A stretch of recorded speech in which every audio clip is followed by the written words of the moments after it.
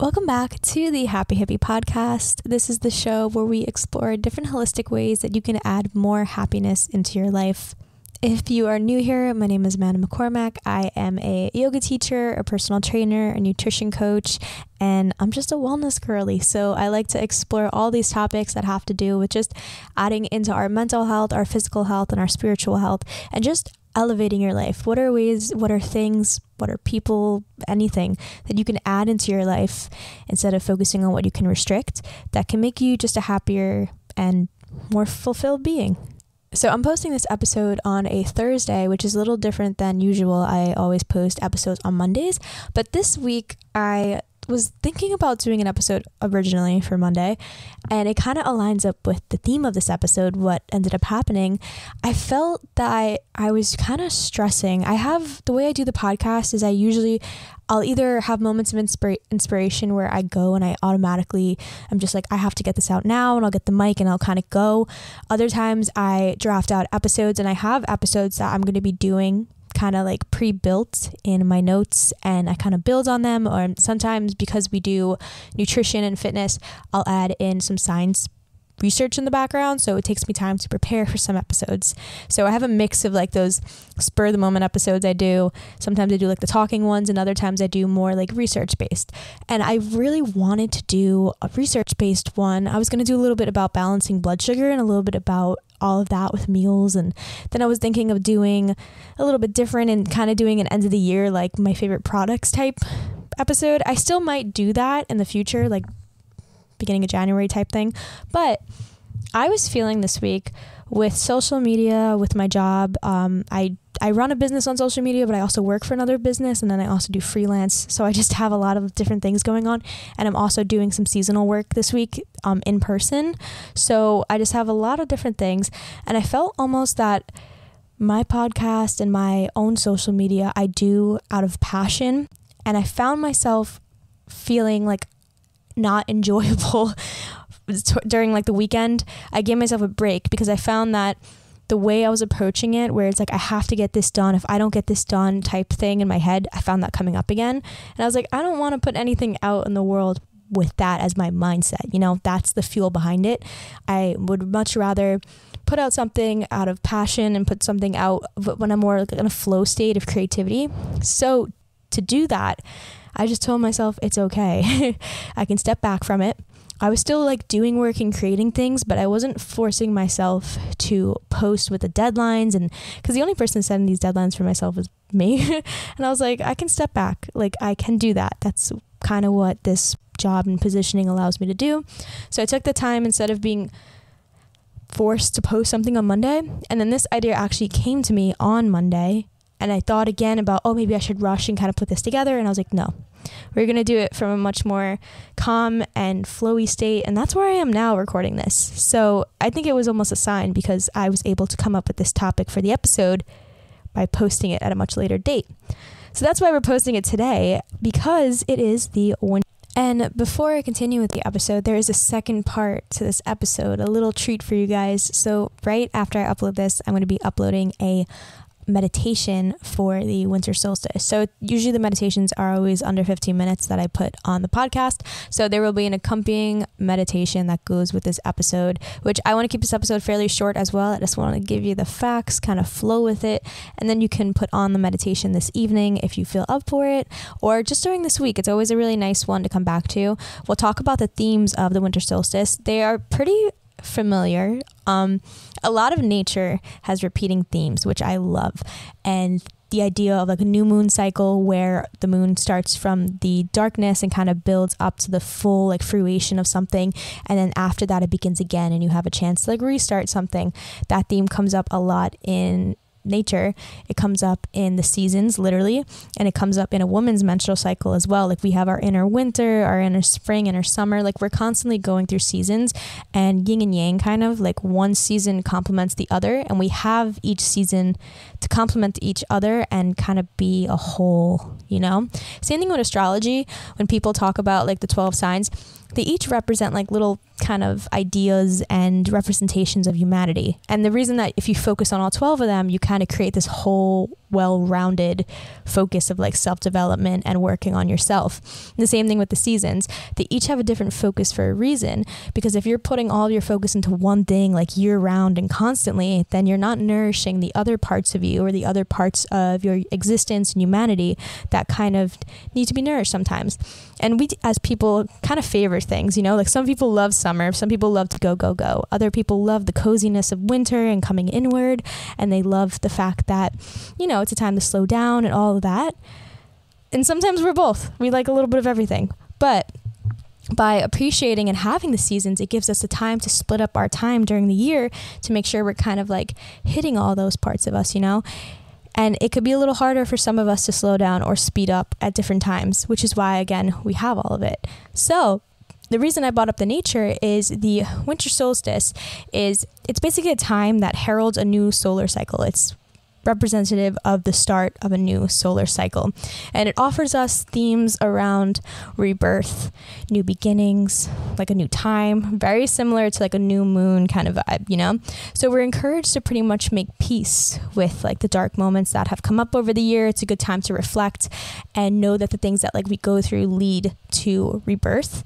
So a quote I found that I kind of really like to start this episode with is, just as we plant the seeds in the dark soil of spring, we set intentions during the season of darkness and trust that they will find light. So this again is a good time to go inward, focus on yourself, maybe focus on what you want to do in the future, not taking the action yet, but using this time of like quiet and planning and reflection to kind of redirect. So that's pretty much what I would say this is. The winter solstice is a time where we can find rest, we can find reflection amongst the chaos of the holiday season, you know? It's right before the end of the year where there's Christmas parties and there's New Year's and all of that, which they all have their own themes in society. Especially New Year, where everybody's like, new year, new you, and it's very like future oriented and go. So this is a really good time to pull back and focus on yourself, not focus on others, focus on what you have to do, but focus on where you are and maybe where you want to go, but not having that anxiety of like jumping into it, you know? So again, themes of rebirth, themes of new beginnings, and just as the darkness of the solstice, because what the solstice is, it's going to be the shortest day of the year, the longest night, and then after the 21st, the days actually do get longer. So this marks the point where, you know, in depending what hemisphere you're in, so if you're in like the part like where the East Coast is in the northern hemisphere, we have the September gets a little darker and October gets a little darker. Ironically, November into the beginning of December is going to be the time where it's the darkest, because leading up to the 21st is going to be the darkest night. And then by the 22nd, it slowly starts to get lighter and lighter until you get to that spring where the days get longer. And then we come to our spring equinox and summer solstice and all of that. So this is actually kind of a cool time. This is the darkest it's going to be, the shortest it's going to be. It really does only go up from here. So that's like a way you can represent. So again, it's the beginning of a new solar cycle. It's going to be the shortest day of the year. It's going to be the longest night in that sense of darkness. So you can use that theme to go inward. So just like any self-care practice, anything you hear me talking about, the word compassion will always come up. In meditation, we're trying to be compassionate with ourselves. Like, yeah, we might notice our thoughts, but we don't want to like start shaming ourselves or feeling guilty. So a lot of the times when we're doing like forgiving, or we're doing setting new intentions and thinking about the old version of you and how you want to move and grow, try to look at it from a place of no judgment. So you can use this time to reflect on the quote unquote darker moments, maybe the things in our lives that we have learned from this year or growth from, without judgment, knowing that they often do lead to growth and transformation when we go through these periods of change, that sometimes it's cool to reflect on them, even though like you don't want to. But we're doing it without judgment. So trying to pull back from that place of judgment and using everything you've gone through as a tool. That's the best way to look at it. And time heals with situations. So sometimes if you hear a person say that and you're like in the right part of something happening in your life, it sounds almost like toxic positivity, where you're like, girl, no, I would do anything but I want to judge. And it's okay to have those human emotions and those periods come up. But then in the future, don't judge yourself for judging yourself then, it's okay. So just looking at things, trying to look at it from that subjective point of view, not being too one-sided with things, which meditation does help you with this, like training yourself to look at your thoughts on a daily basis. If it sounds like something that's hard for you, it's going to be hard for a human anyway. Like that's how our brains are wired, the complete opposite way. But taking the time to meditate during your week will help you with your self-growth, because it's going to help you look at things from a non-judgmental standpoint. So we can use this time as an opportunity to go inward. We can do journaling. I'll give you some prompts in this episode, and in our meditation, we can engage in self-reflection, again, to recognize patterns and to redirect our energy for the new year. So think of this as like a pre-New Year's, New Year's, we're looking at ways we want to go forward. We can use this time to check in on what we went through this past year and, again, redirect that energy so for the new year, you're actually ready to go. And by changing our perspective on darkness and winter, because, I am not a winter girly, like do not even get me started. But by changing our perspective on this notion of the darkness and the cold and the winter and embracing the stillness that we have right now in this period of time, we can create the space for a fresh new start and the realization of our goals and our dreams. So it's representative of the full moon kind of, when you're like, you need to have that releasing period to make room for the new. That's kind of what this is. So it is a time of rebirth, but we can also reflect at the same time, which is beautiful. It's like a two-part thing. So it's associated again with themes of rebirth and new beginnings. And in nature, you can also see this pattern. So I did mention like the women's cycle and the moon cycle a few times, but think about it. During winter, like the plants and the trees, they appear dormant, lifeless, like they lose their leaves. Everything looks kind of dry, but beneath the surface, they're still alive and they're preparing for like new growth in the spring. So you can kind of use that as like a guidance, like even though we're inside or we're going inside ourselves and taking the time to reflect, like we're still alive, like you're not stuck. You're using this time strategically. Like plants have to hibernate. I think I actually did a reel on this. It was somebody's like voiceover about how they did a study on the redwood trees in California, where they injected them with this hormone that was very similar to like a cortisol spiking hormone, where it made the trees not hibernate. And then throughout the year, like they died because they didn't go into that hibernation stage. They didn't go into that cocoon state where they go inward and just like, take the time to conserve their energy and think about, the plants aren't thinking, but actually I think they are. We won't bring that up. We can go into trees another time, but using that time to conserve that period that they literally have for themselves during the year. And without it, they literally died. They full on died. So it's the same thing where beneath the surface, they're preparing for new growth in the spring. And that's what we're doing now too. So in our lives, like moments of darknesses or challenges often lead to, again, like I mentioned, like growth and transformation. And the tricky part is facing and embracing these darker moments so that we can find the strength to overcome them and emerge stronger, wiser, and pretty much learn our soul lesson so we can like move on from that. So the winter solstice reminds us that even in the darkest times, there's always potential for renewal and the opportunity to create a fresh start. And like I said, it's hard sometimes to not resist because like when change comes up, or if the idea of wanting to change, like we want to resist sometimes, but in the end I feel like the winter solstice can also show us, or the changes in nature can also show us, that change is literally inevitable, just like the changing seasons. And it's sometimes nice to just surrender instead of trying to fight it, which is kind of how I started the episode when I said I wanted to do something else, and I found myself like fighting so hard. Like I was like, oh, I have to post this. Like I was in a state of resistance, like I was doing work, but it wasn't coming from that place of, I needed a break. Like I needed to surrender and let myself say, okay, it's okay. I don't have to be pushing myself in that way. I can still be doing things that are good for myself, my business. It's not like I wasn't working, but I did it in a way where I allowed myself the time to surrender. Literally Sunday night, like every Sunday night, I'm always like stressed, like really stressed, because I feel like I've been able to manage that part of me.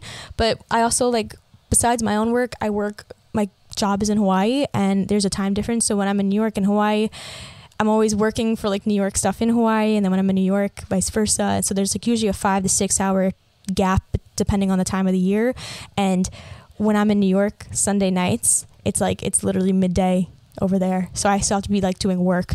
But for the first time, I actually let myself watch a TV show and like relax. So that was really nice. And I do care for myself and give myself periods of self-care because I know I cannot be sustainable without that. But I noticed that like this weekend, I was like, girl, you never actually chill on Sunday nights. Like you're always doing work at like 7, 8, 9, and then it's just getting so late, and then it pushes my bedtime back. And I am a fan of sleep and the benefits for your body. And I noticed the past 2 weeks I've been sleeping fine, but I did notice Sunday nights I was pushing myself because I do work for the podcast like 2 weeks ahead on Sundays, and then I'm also doing work for my job. Anyway, I just surrendered to it. Part of me was itching to like record it, and I was like, no, let's surrender. Let's just embrace the fact that I need the rest, because if I don't rest now, then I feel like the whole week will topple over, and I'm glad I rested. So that's just like a really weird synonymous kind of correlation, I thought, from this episode theme to actually how this week went. So take it from me, sometimes we need to have that time so that we can start fresh. So I'm going to share a little bit about the winter solstice, more of its like historical and culture significance as well. And then after that, we can go into how to embrace resting and reflecting. And I'm going to give some examples on how to do that, and then how to integrate those practices into your daily life. And then again, we have a real literal practice in the next episode that should be up immediately. If you're looking at this, it should be right above it. The winter solstice meditation. So let's get into the first part of the episode, where we're going to talk a little bit about the tradition behind it. Most of the episode is just going to be the practical steps, but I do want to give you like 2 or 3 minutes of background on the winter solstice because it's really cool. Okay, so diving into a little bit of the historical significance of the winter solstice. So as an actual event, like I mentioned with the shortest day of the year, what's happening is it's like a new solar cycle is what they call it, because it's basically, what would the phrasing be? An astronomical phenomenon, I'd say, that occurs annually. So it happens every year, and the Earth is going to be, its axial tilt is going to be furthest away from the sun, like the way it tilts. So it results in the shortest day of the year and the longest night of the year, again, depending on where you are in the world, because if you're flipped and you're on the other hemisphere where Australia is, it's the opposite. So for this side of the world, it's the winter solstice because the Earth is turning away from the sun, basically. But it is culturally and significantly known as a few different things. So it's been celebrated by various cultures throughout history.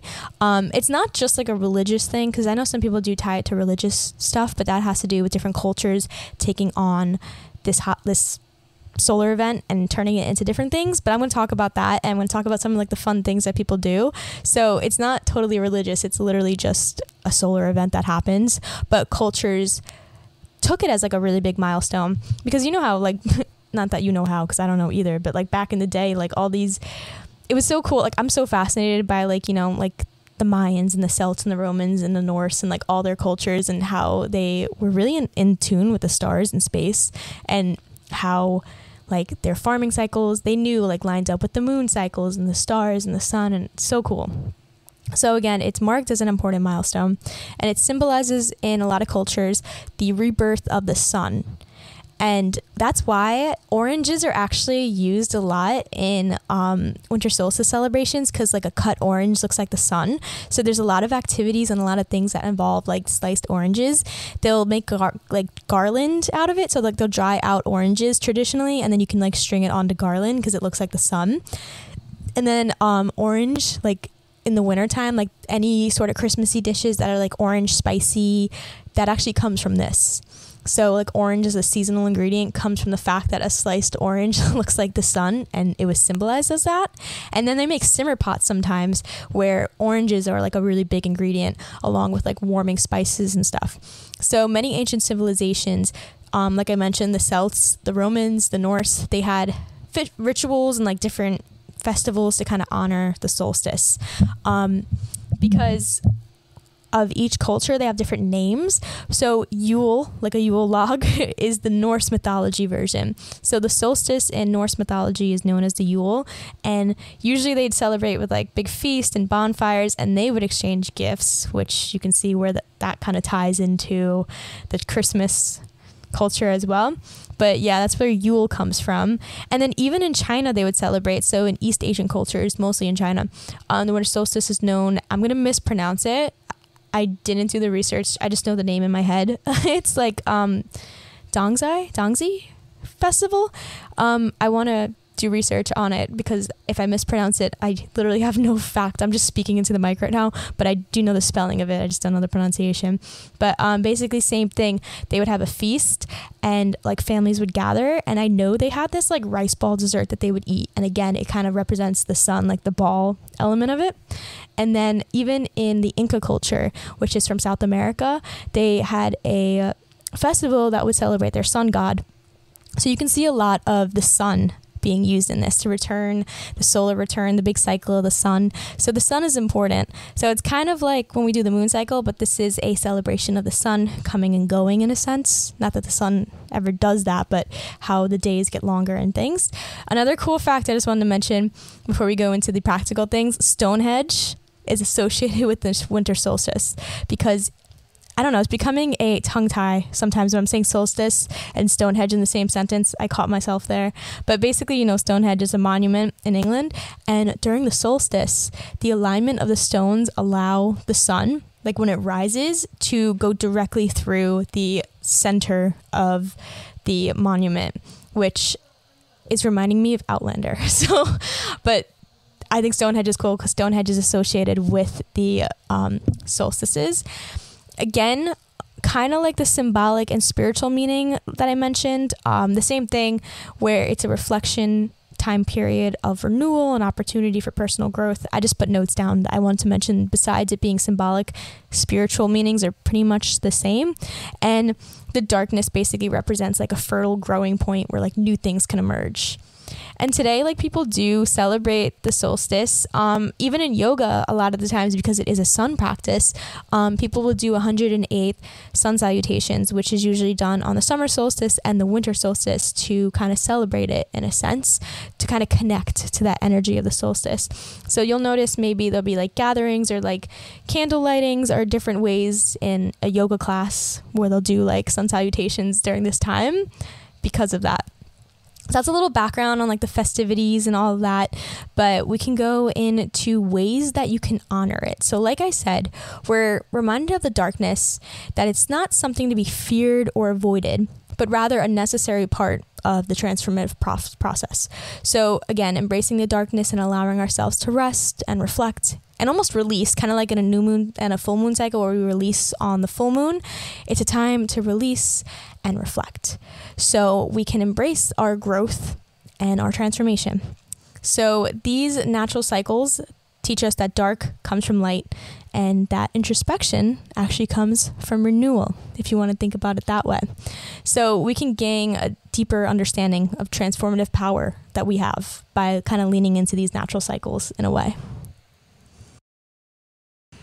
So now let's tie this in. Why does this matter? Why does this matter to you? It's the holiday season. You might be busy. And why and how does this apply to you? So I want to talk about how taking the opportunity to pause and replenish ourselves and restore balance in our lives is important. So I'm going to give you a few little bullet points that I wrote up on why it's important, and then we'll move into some of the practices that we can do and integrate, plus the meditation. So think about it. When we're constantly on the go and like caught up in the busyness of life, it can be challenging to gain clarity and perspective, which is why kind of pausing and coming to the present moment is always important, and why I always preach about meditation, even though I know some people like follow me and they're here for like fitness stuff, and I'm like, but are you present? Because if you're on the go and always thinking about the future or thinking about ways to like escape the past or improve from the past, and you're not being here and now, you can kind of forget what you're working towards, and your mind, you know, it's not made to be switching in and out like this. And well, it is made to do that, but I mean, it's not made to, like, our focus is all over the place sometimes, and we can forget what we're even working for or why we're doing something, or if an idea that we even have is even ours. So by slowing down and engaging in rest and reflection periodically during your day, during your year, we create space to clear our minds out and basically gain a fresh perspective. So it's almost like a little reboot. We need to do it every now and then, yin and yang. So this allows us to see things more clearly, help you evaluate your priorities, and also help you in the future kind of train your brain to make informed decisions about your path and moving forward. So this does help you move forward. If it seems hard to you or you can't formulate taking the time to do this, know it helps you. It actually trains your brain over time to be better and smarter, retain more information, and the more you do it, the easier it's going to be. Another thing is the idea of setting intentions and goals. This is a really good time to set the intentions and the goals for the upcoming year. I know we have the New Year's wave coming in 2 weeks where people will be talking about that, but we can use it as a time to look at, like I said, the humps that we went over this year, the good, the bad, all that stuff, and set the intentions for maybe where we want to go next year. We can think about it, and New Year's isn't even real, but we can think about it here and now, and taking the time to rest. I keep saying this, but I'm going to keep repeating the same types of words because I want it to stick. Taking the time to rest, taking the time to reflect, we can connect with our inner desires and our aspirations. These things come up when you allow yourself to kind of go into that like flow state and slip into like relaxation and creation, all these things. That's when your real self starts to emerge. When you take that pause, when you take that nice pause and allow yourself, and it doesn't mean just like sitting. I'm not telling you to stay home and just watch Netflix. Rest can happen in so many ways, but taking that time to focus on yourself and the self-care aspect of it, that's when your inner desires can come out. That's when you can actually remember things and realize things and your aspirations can come up. So this time of introspection helps us to set these meaningful intentions and create goals that actually align with your values and your aspirations, which again ties into a strong foundation for more progress if that's how you want to view it. Another thing it does is it helps us find inner peace and balance. So it can help you find and almost tune into your inner self and listen to your needs, nurture your well-being. And this obviously is going to help you reduce stress, find inner calmness. What's another word? Harmony, Taking the time is so important to do this. And the last point I want to say is tying back to what I was saying in the beginning about natural rhythms. I have been sprinkling in a lot of things about cyclical living in my episodes, in my content, because it's so cool. And I've noticed such a shift literally in my life, allowing myself to kind of ebb and flow with natural cycles. You can do it as a woman by leaning into your cycle, but you can also tune into different parts of nature to do it, just like literally the sun. That's what we're doing right now.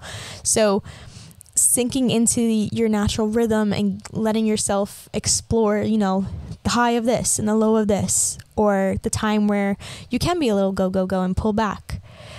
It aligns you with like the natural flow of the universe. It teaches you to trust and surrender and release, which are some of the hardest things to do, even if they sound easy. If I'm telling you to rest, sometimes surrendering control is one of the hardest things to do. And this trains you to get stronger at that and better at that, and helps bring a sense of harmony and connection to not only you, but to you and the natural world, which I believe when you're more connected with the natural world, like your intuition's stronger, things just seem to align, like your happiness kind of goes up. So there's a lot of beautiful things that can come with taking the time to go inward and really reflect on the year, reflect on yourself with no judgment, training yourself to just kind of use this as a reflection and a tool. And the meditation that I'm posting will help guide you through that. So some ways that you can tap into rest and reflection, especially among all the holiday chaos. I'll list them out, but then I'll talk a little bit about it. Scheduling intentional downtime into your routine, especially within the next 2 weeks or so. I know some people do get time off work depending on what you do. Give yourself an artist date. I've talked about it in other podcast episodes, but giving yourself a day to go do something that truly lights you up, you can reflect a little bit to find out what that may be. Whether it's exploring a new place, going to a new restaurant, taking yourself to, it could be a spa date, it could be like a self-care kind of thing like that. But self-care is just taking the time for yourself to do something that's going to ignite your spark, So maybe doing that, or maybe downtime for you isn't going to do something, but it's staying in, and I can list off a million things, whatever's coming up in your head about a night in your room, or a downtime, like taking a break between something that you usually hustle in between. Think about how you can schedule intentional downtime into your routine. Another thing would be engaging in journaling or self-reflection practices. I'm posting that meditation, but I'm also going to be posting some stuff on my Instagram. So if you're listening to this live, not live, but like today, go check out my Instagram. I'll post some self-reflection practices there as well. The next thing is, again, setting intentions and goals for the upcoming year, but using it as a time to build off of what you learned this year. So not just like the crazy goals and things that we always do, but look at like what you want to improve from a place of compassion. A mindfulness and meditation practice is always going to help you out in this department. And another thing would be connecting with nature and embracing the stillness of this season, which can be hard depending on where you are, at least an idea. But I'll go into it a little bit when I hit that point, but like getting sun in the winter was something that I always found really hard, because I know going outside is always good to get like sunlight on your skin, but I hate the cold.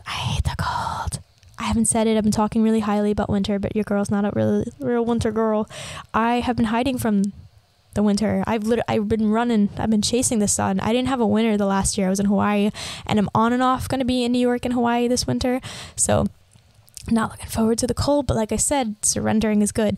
But connecting with nature, finding a way to still enjoy my time outside, still going on walks, still getting sunlight, still sitting outside and like giving myself that time and finding the beauty in it. I've noticed I've actually become a lot more at peace.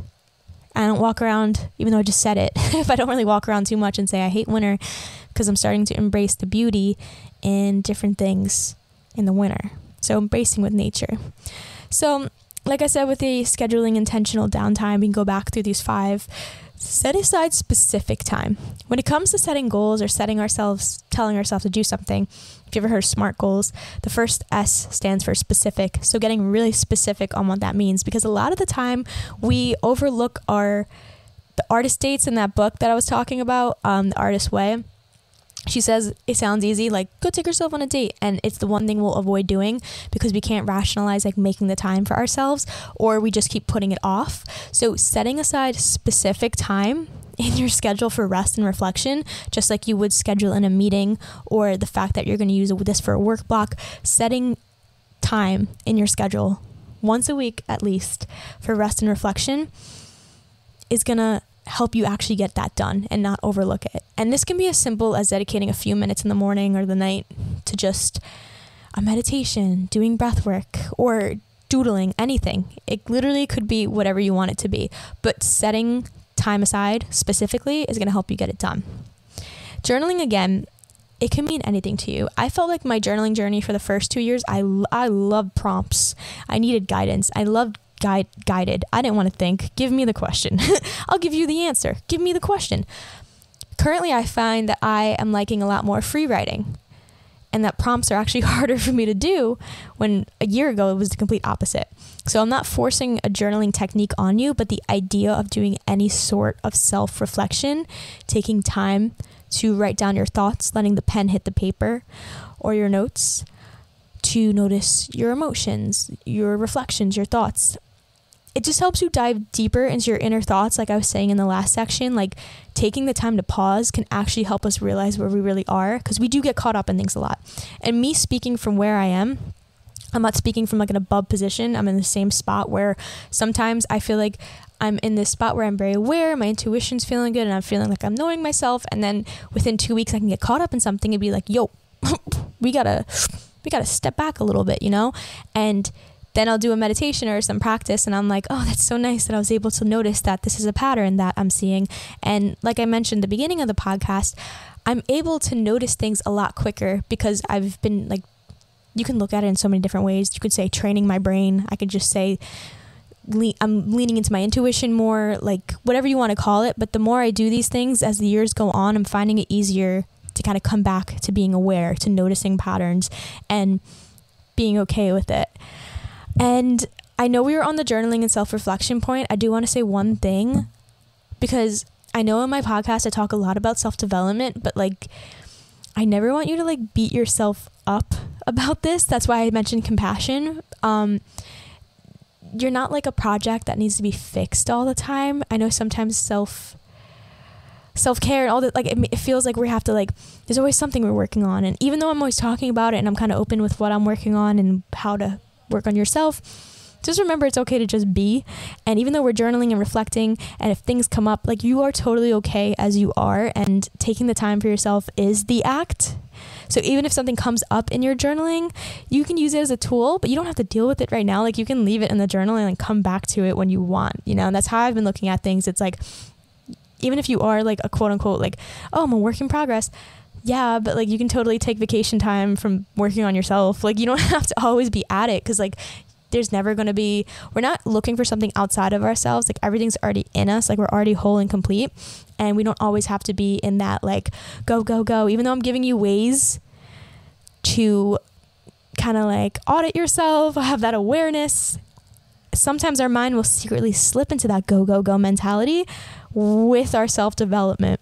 So just remember, you can always be like, okay, cool, I got the awareness, I'm feeling compassionate for myself, but we're going to hit pause here, and you can come back to it if you want, you know? That's how I just wanted to mention that, because I do know like a lot of the things I share are like tips and tricks, but you don't always have to be working like every day you wake up and you're like, oh, like I need to improve myself. Like, you are perfect the way you are, and everything's inside of you. And over time, yes, you can improve and have that action to do so, but you are great just as you are. So just remember that, because sometimes when you're in these topics, I feel like that is maybe something you can journal about. That's something I've gone up and down with. So just wanted to mention that. Again, the intention setting was the third one I mentioned. So reflect on what you want to manifest, what you want to achieve, and write them down. Just like taking the time to write down your thoughts, your scheduling, and your schedule, write them down to kind of solidify your commitment, you know? Practicing a mindfulness and meditation routine. There's no right or wrong way. I'm literally in a meditation training course, and yeah, the guy that's doing the course is very like, this is a way I like to do it, but then I've explored other ways, and that's the way it is, you know? Whether it's taking a few moments to sit quietly, focus on your breath, cultivating some sort of presence, awareness, that's all you got to do. If you can meditate for a minute, have compassion and do it.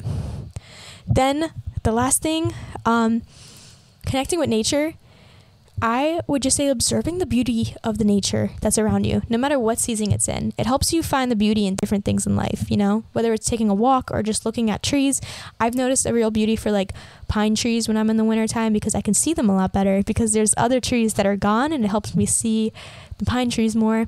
Whatever practice you want to do, there's also a lot of stuff online to help you with mindfulness in the winter. Feel free to dig into that, because it's kind of cool to look up different ways and techniques that can help kind of switch your mindset, especially if you are a winter hater like me, unfortunately. But like I said, getting better with it, especially with these things. I think that's basically it, the overview I wanted to go into. I just wanted to bring this point up today. Maybe it resonates with you today to take this time. Maybe you can take time this weekend. I know we're going into the Christmas season. Just making the time for yourself, maybe using it as a tool, using nature as a tool. And I do have the guided meditation that I'll post if you want to go into it right now, or if you want to save it, text the link to yourself so you have it tonight. That can be your commitment, so you make sure you do it. You can just like, boop, send that link over. And yeah, I think that's it from me. I don't really have too much to do or add on to here or promote or anything like that. But I just want you to take advantage of this time, you know, to find stillness, to set the intentions, and to approach the new year with a grateful heart, an open mind, and compassion for yourself. And I'll see you soon.